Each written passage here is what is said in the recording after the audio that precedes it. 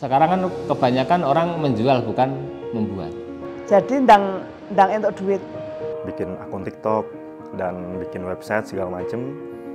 Dan alhamdulillahnya juga sekarang udah banyak orderan ya dari online. Ceritanya kuliah, karena udah dapat proyek, udah tahu uang banyak, akhirnya saya putus kuliah. Saya beda dari yang lain karena saya bikin TikTok dengan storytelling gitu ya. Foto sendiri, upload sendiri. Hasilnya bisa untuk membuat galeri dan juga buat akomodasi lain. Itu seperti motor atau bisa bangun rumah itu udah terrealisasi. Kemudian kebutuhan buat konten lainnya seperti HP atau laptop dan lainnya sudah terrealisasi juga. Untuk tabungan kita ke masa depan, seperti kita beli tanah atau kita beli mobil.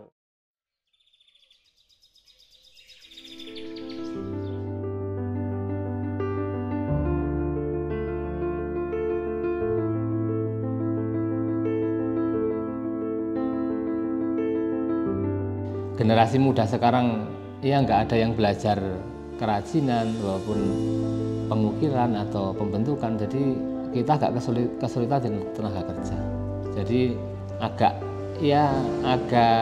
sekarang kan kebanyakan orang menjual bukan membuat. Kebanyakan milih yang pemasaran. Jadi ndang entuk duit dan cepat dapat uang.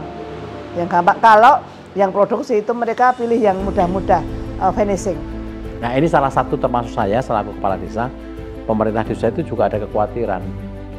Nah, jadi untuk regenerasinya, untuk menumbuhkan bahwa dia memang harus dari awal seperti yang lain, yang mereka bisa natah, bisa membentuk, bisa mengukir, ini juga sudah harus kami kembangkan.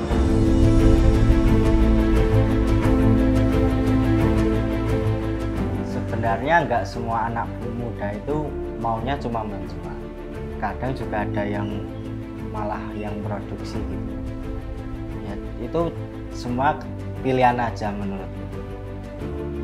Kita emang harus belajar terjun langsung ke bengkel atau kita ikut orang lain untuk mempelajari kerajinan. Soalnya kalau kita nggak mempelajari, itu kita bisanya cuma buang online. Nanti lama-kelamaan itu orang yang membuat itu udah habis. Dan kita nanti harga di produksinya itu melonjak tinggi, kita buangnya online, itu nggak bisa ngejar target dari kita belinya di bengkel. Menurut saya itu adalah generalisasi yang terlalu berlebihan. Karena saya juga termasuk pengrajin dan juga bagian marketing juga.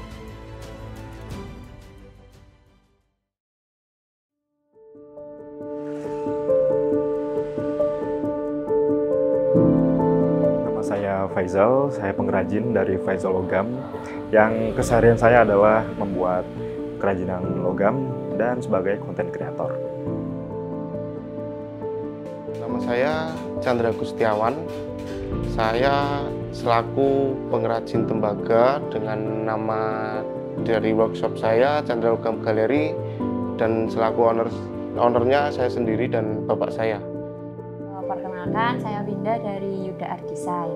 Saya Agil Prayoga dari Yuda Art Design.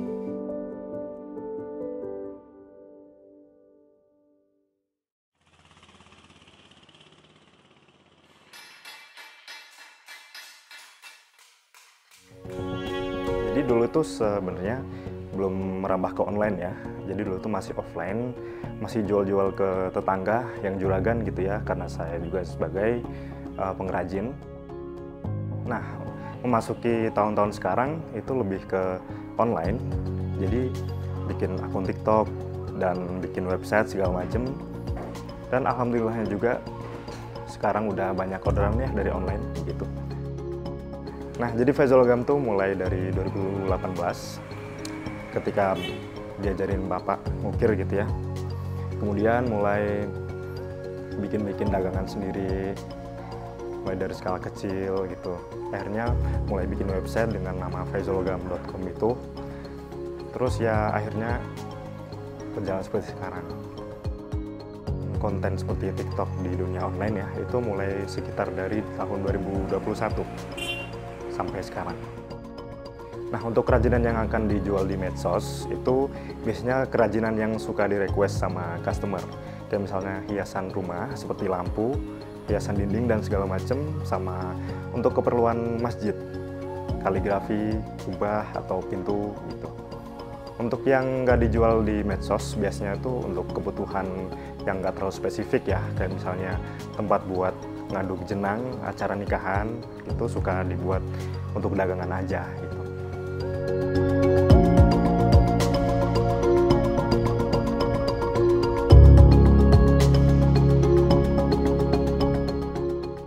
Sebenarnya dari awal mula saya berdiri di rumah itu saya nerusin bapak saya. Dulu bapak saya itu lulusan SD, terus bapak saya belajar kerajinan tembaga itu di tempatnya Bapak Supri Haryanto di Muda Tama Galeri. Itu selama 13 tahun atau 14 tahun. Selama itu belajar, ditelatenin, dan akhirnya bapak saya bisa mendirikan bengkel dan workshopnya di rumah. Kalau saya mulai bergelut di ngerajin tembaga itu mulai dari SMA. Itu saya mulai dari membuat website atau bank online, seperti itu. Kita pasarannya ke online di seluruh Indonesia. Jualan online itu mulai tahun 2016. 2016 itu saya lulus SMA. Untuk pembuatan website saya di SMA kelas 3 semester 2 itu saya lulus sudah punya website. Terus saya langsung dapat proyek di Lombok, di hotel apa ya namanya saya lupa. Terus itu saya kuliah, ceritanya kuliah karena udah dapat proyek, udah tahu uang banyak, akhirnya saya putus kuliah untuk memutuskan untuk kerja di kerajinan karena saya pikir ya jalan saya di situ untuk cari uangnya di kerajinan tembaga.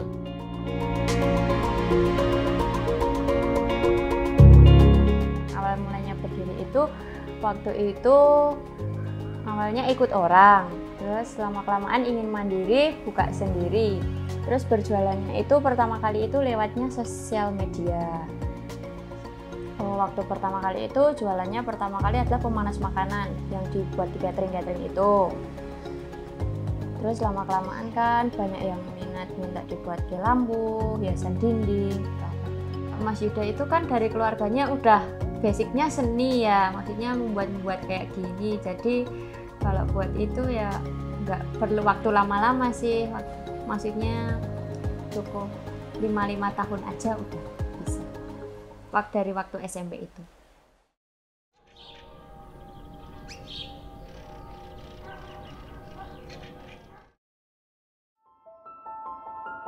Jadi karena dulu tuh diwanti-wanti sama ayah ya, karena kalau pemuda tuh harus belajar juga untuk ngukir gitu, tidak hanya belajar pemasaran. Nah jadi saya terpacu untuk belajar ukir juga, terus semakin kesini juga merambah ke pemasaran seperti itu.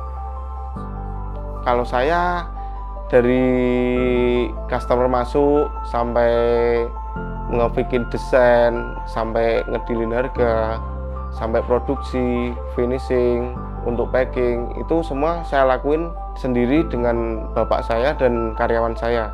Jadi dari nol pembuatan itu saya udah mengikut untuk barang yang mau dibuat itu dari pembuatan pola sampai kita ke pembentukan, sampai ke finishing, sampai ke packing, itu kita lakuin di rumah semua.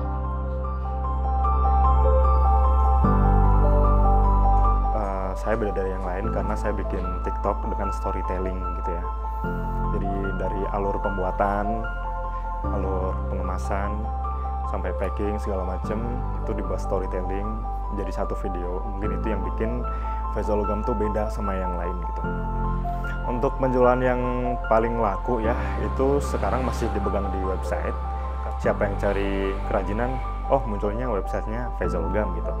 Nah, kalau misalkan ke TikTok itu lebih ke mengumpulin apa ya, audiens gitu.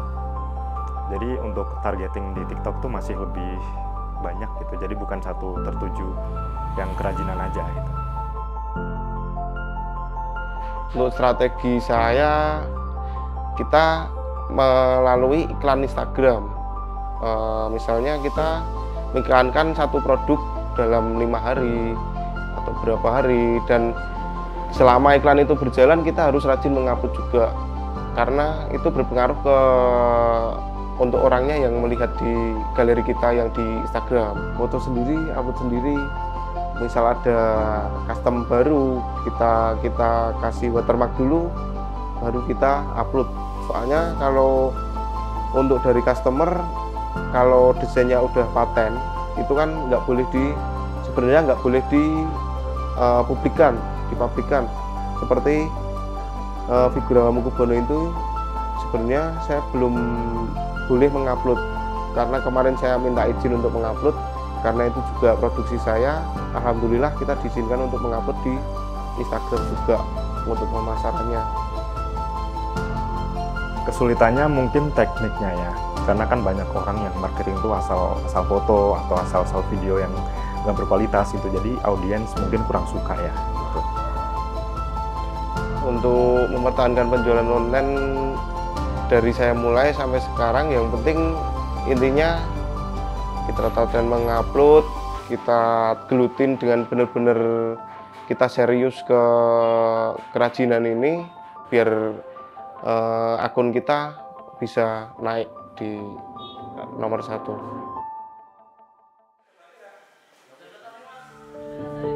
Untuk omset penjualan digital kisaran puluhan juta sih per bulan. Untuk sekarang ya alhamdulillah sekitar per bulannya ya sekitar 10, 15 untuk profitnya bersih, sekitar segitu ya. Kalau rame ya bisa di atas 20 seperti itu. Pendapatan dari kerajinan ini yang pertama kebutuhan primer ya, itu seperti motor atau bisa bawa rumah, itu udah terrealisasi.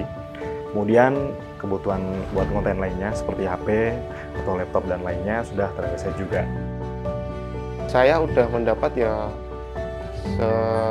nggak usah disebutin semua ya, yang penting untuk aset lah gitu Mbak istilahnya, seperti untuk tabungan kita ke masa depan, seperti kita beli tanah atau kita beli mobil seperti itu.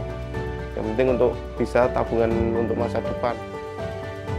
Untuk hasil dari penjualan dari Instagram, website, hasilnya bisa untuk membuat galeri dan juga buat untuk akomodasi lain. Contoh, mobil buat nganter barang, buat masang barang kemana, buat angkut-angkut lah.